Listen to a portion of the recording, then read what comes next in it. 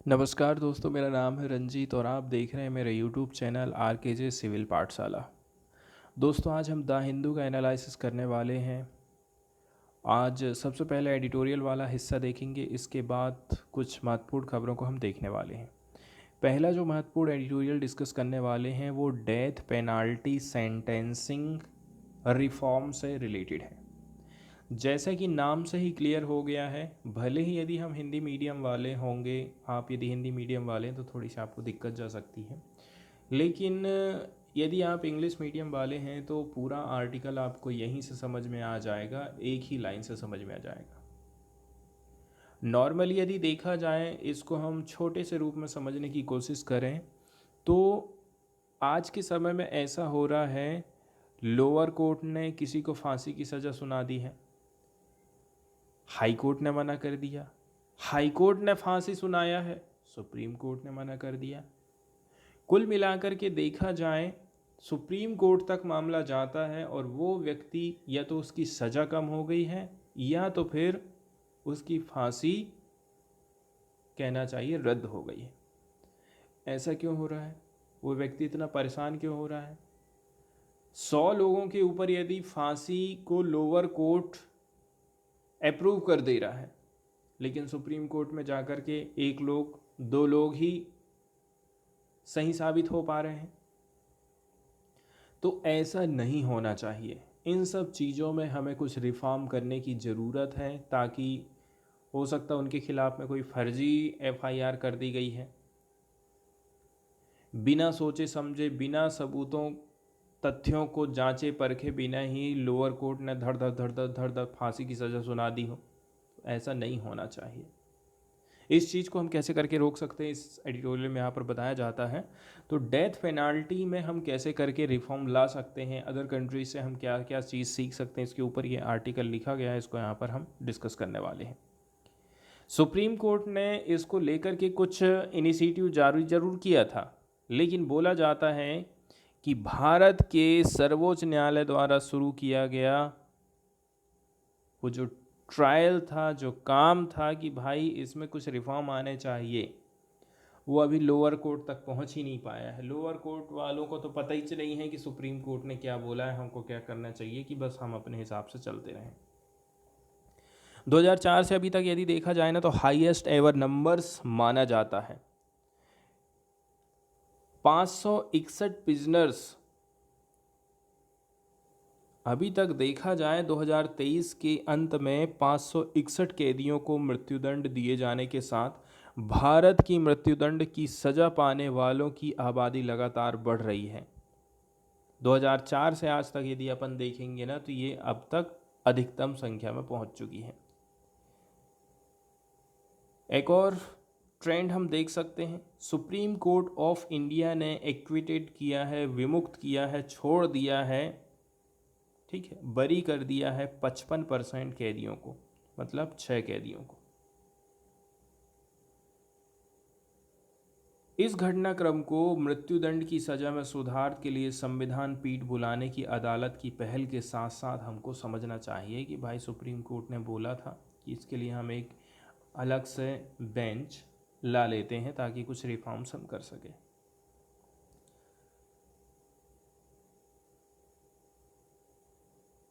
इसके बाद और अधिक सजाएं और दोष मुक्तियाँ किस प्रकार से रहीं, इसके बारे में यहाँ पर आप देख सकते हैं।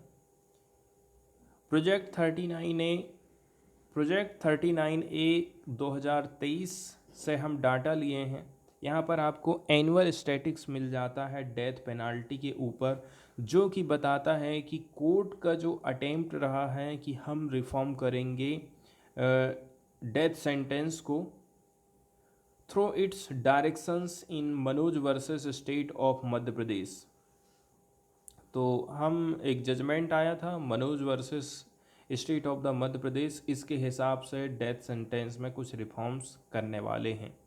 लेकिन इस मामले में न्यायालय के जो प्रयास है ना, लगातार दूसरे वर्ष ट्रायल कोर्ट तक पहुंचने में विफल रहे हैं। 2023 में ट्रायल कोर्ट ने 86.96% मौत की सज़ा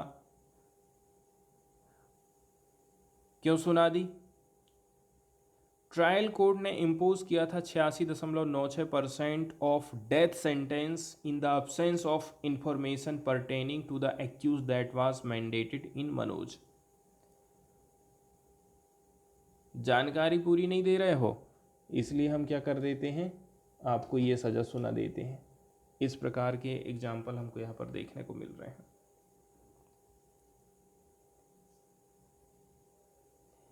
एडिशनली यदि देखा जाए, हाई कोर्ट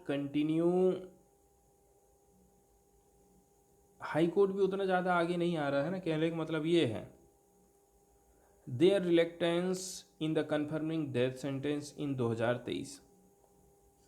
उच्च न्यायालयों ने 2023 में मौत की सज़ा की पुष्टि करने में अपनी अनिच्छा जाहिर करी थी,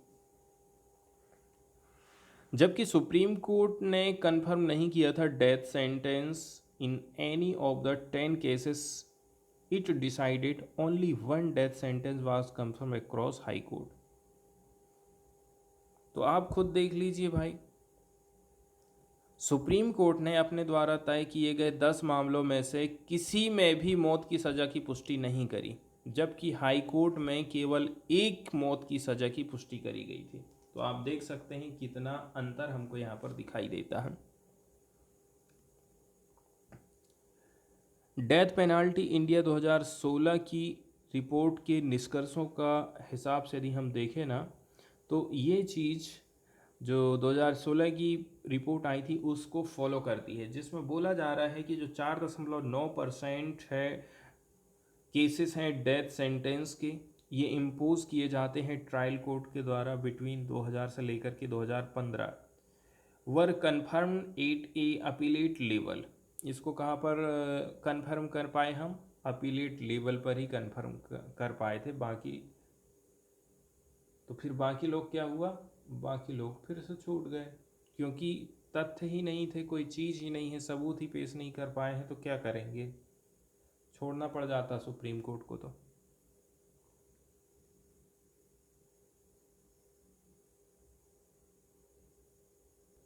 तो इस प्रकार से देखा जाए ना कि सर्वोच्च न्यायालय द्वारा मौत की सज़ा पाए गए कैदियों को बरी किए जाने का मामला विशेष ध्यान देने योग्य है। पिछले वर्षों में अदालत में मौत के मामलों का एक छोटा अनुपात शामिल होने के बावजूद ये फैसले पुलिस के चलते चलते ट्रायल अदालतों की विफलता को बताता है कि आपके जो छोटे मोटे कोर्ट हैं ना, वो फेल हो गए हैं। Acquittals have been outcomes of fabricated evidence. ऐसा क्यों हो रहा है, लोअर कोर्ट ने सज़ा क्यों सुना दी है, फैब्रिकेटेड एविडेंस आपने गढ़े मनगढ़ंत कहानियाँ रखे हैं, उस हिसाब से उसको सज़ा सुना दी है। Manipulated FIR report, possibility of tempered forensic evidence and dubious recoveries of incriminating evidence by the police. शक के आधार पर आप किसी को भी गिरफ्तार कर ले रहे हैं और उसको सज़ा सुनवा दे रहे हैं, और जो असली व्यक्ति है वो मज़ा मार रहा है।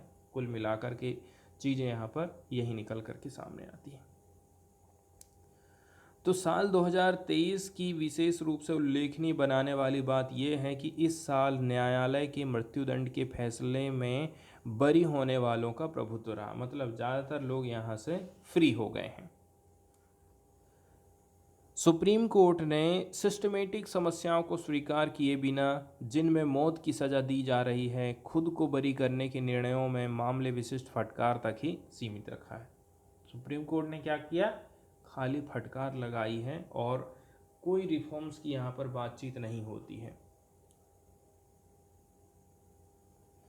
जब भी बात आ जाती है सेंटेंसिंग को लेकर के, तो कोर्ट हमेशा से ही अपनी इच्छा जाहिर किया है कि हम रिकॉग्नाइज करेंगे सिस्टमेटिक कंसर्न्स को, ठीक है, जो कि डेथ पेनाल्टी से जुड़ी हुई हैं।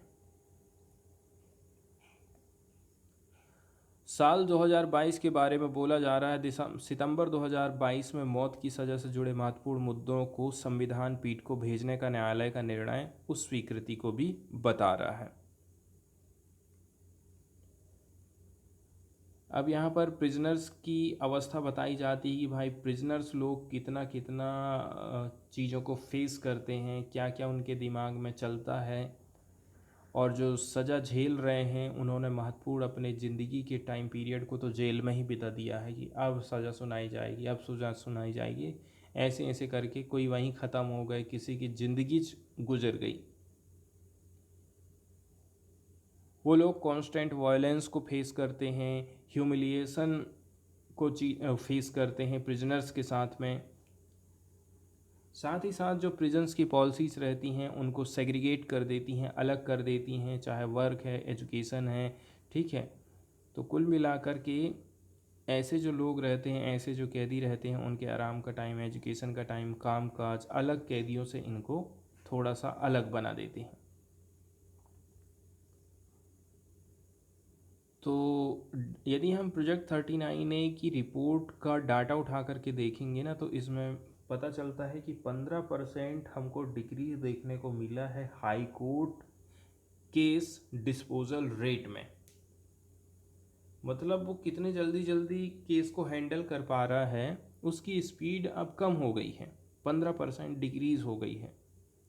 तो कुल मिलाकर के ऑलरेडी वो केस में फंसे हुए रहते हैं। इस प्रकार से यदि वो और भी ज़्यादा उलझ जाएंगे कि इसको डेथ सेंटेंस देना है कि नहीं देना है, देना है कि नहीं देना है, तो उनका जो परफॉर्मेंस है और भी ज़्यादा डिप हो जाएगा, ऐसा यहाँ पर बताया जाता है। सितंबर 2023 में एक व्यक्ति को डेथ सेंटेंस की सज़ा सुनाई गई थी और इसको यरवदर जेल में डाल दिया गया और वो वहीं मर गया, सुसाइड कर लिया उसने 6 महीना काट लिया था वहाँ पर। जबकि उसका जो केस था ना वो पेंडिंग था, confirmation in the Bombay high court since 2019, और 2019 से ही उसका केस चल रहा है, पेंडिंग है, कन्फर्म नहीं है, इसके बाद वो 6 महीने की जेल काट रहा है। तो इस प्रकार के एग्जाम्पल हमारे सामने आ रहे हैं, इसलिए हमें सोचने की ज़रूरत है कि कैसे करके हम इसमें रिफॉर्म्स ला सकते हैं।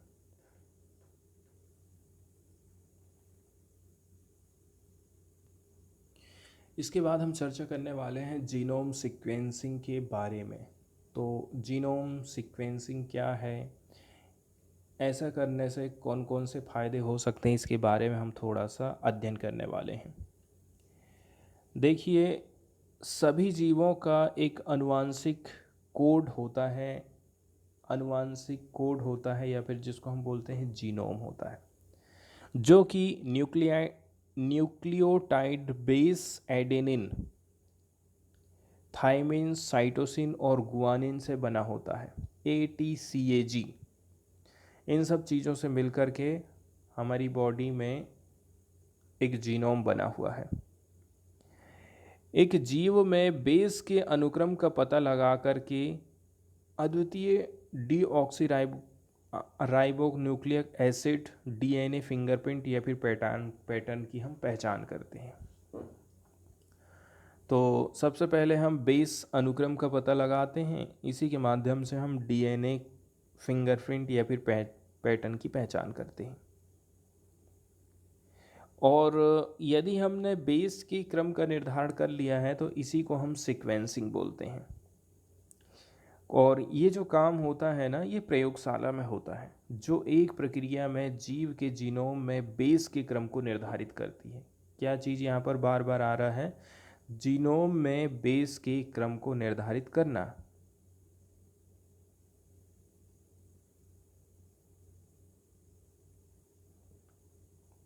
कुल मिलाकर के देखा जाए जीनोम सीक्वेंसिंग के माध्यम से, ठीक है, बहुत सारे काम हम कर सकते हैं।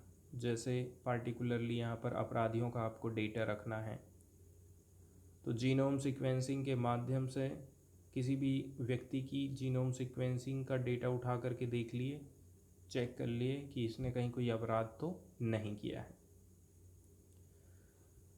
तो अब हम एडिटोरियल की तरफ में बढ़ते हैं। और देखिए, अभी हाल फिलहाल में देखा जाए, हमने जीनोम सीक्वेंसिंग से रिलेटेड एक न्यूज़ देखा था। इसमें बोला गया है कि जो जीनोम इंडिया प्रोजेक्ट है और इसके अंतर्गत जो हम 10,000 भारतीय जीनोम की सीक्वेंसिंग कर रहे हैं, वो कैसी रही है, क्या इसका परिणाम रहा है। तो जीनोम सीक्वेंसिंग का जो भी रिजल्ट निकला है उसको शेयर्ड करना चाहिए, वाइडली पूरी दुनिया को दिखाना चाहिए। जीनोम इंडिया प्रोजेक्ट एक प्रोजेक्ट है जिसमें हम पैसा खर्चा करें। इसमें कोऑर्डिनेशन हुआ था डिपार्टमेंट ऑफ बायोटेक्नोलॉजी का। इसने अनाउंसमेंट किया है कि इसने फिनिश कर दिया है सीक्वेंसिंग 10,000 इंडियन जीनोम को। इसका मतलब ये हो गया है कि जो कंप्लीट जीनोम्स हैं, the DNA blueprint that constitutes and maintain human bodies. देखिए, जीनोम की हम बात कर रहे हैं, मतलब हम DNA का ब्लूप्रिंट की बात कर रहे हैं। उसमें DNA ब्लूप्रिंट कौन रहता है, जो कि ह्यूमन बॉडीज़ को मेंटेन करने का काम करता है।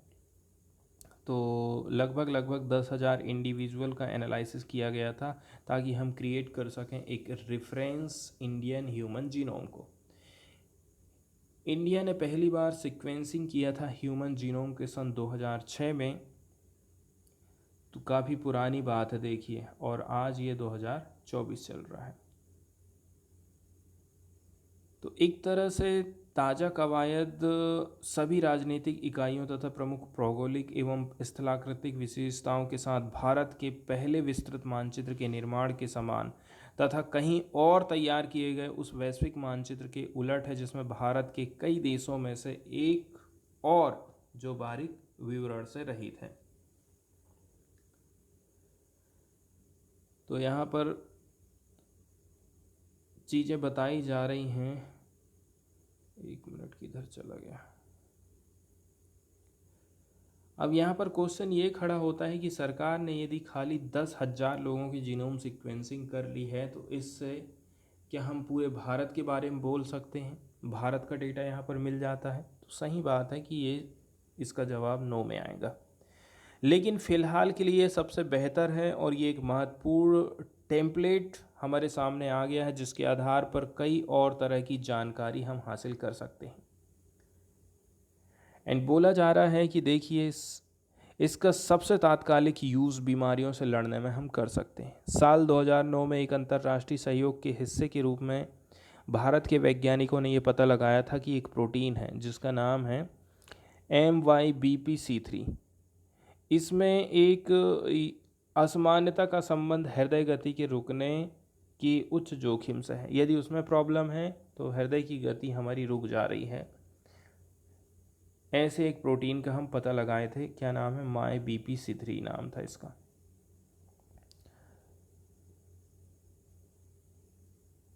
अब देखिए, भारत में लगभग 4,500 आबादी समूह हैं और इस उपमहाद्वीप में सागोत्र विवाह के जरिए जाति के आधार पर व्यवस्थित होने के इतिहास से ये पता चलता है कि हमारे देश में जो आनुवांशिक बदलाव हैं, जिनमें से कई हानिकारक हैं और जिन्हें आमतौर पर विकास के क्रम में ख़त्म हो जाना चाहिए था, अभी भी बने हुए हैं।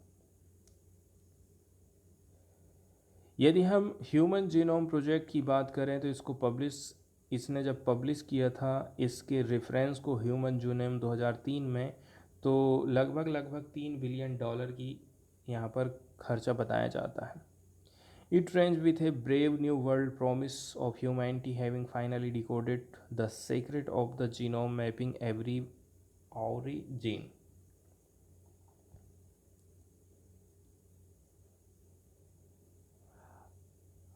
देखिए, बीमारी का एक छोटा सा अंश ही एकल जीन द्वारा निर्धारित हो रहा है। मतलब यदि हमारे पास में जीन है तो बहुत ज़्यादा बीमारी की जानकारी हमको यहाँ से नहीं मिल पा रही है। कहने का मतलब यहाँ पर ये बोला जाता है। अब जीनोम इंडिया प्रोजेक्ट हम चला रहे हैं, तो इस प्रोग्राम को राजनैतिक रूप के तरह हमको नहीं देखना है। इसके निष्कर्षों को शिक्षा जगत की बड़ी इमारतों में कैद नहीं करना है, बल्कि इसमें भारत की अपनी समझ को आगे बढ़ाने के लिए वैज्ञानिक, छात्र, प्रौद्योगिकी, कंपनी, नैतिकतावाद, सामाजिक वैज्ञानिक, इन सब लोगों का सहारा चाहिए, तब जाकर के ये प्रोजेक्ट हमारा सफल हो सकता है।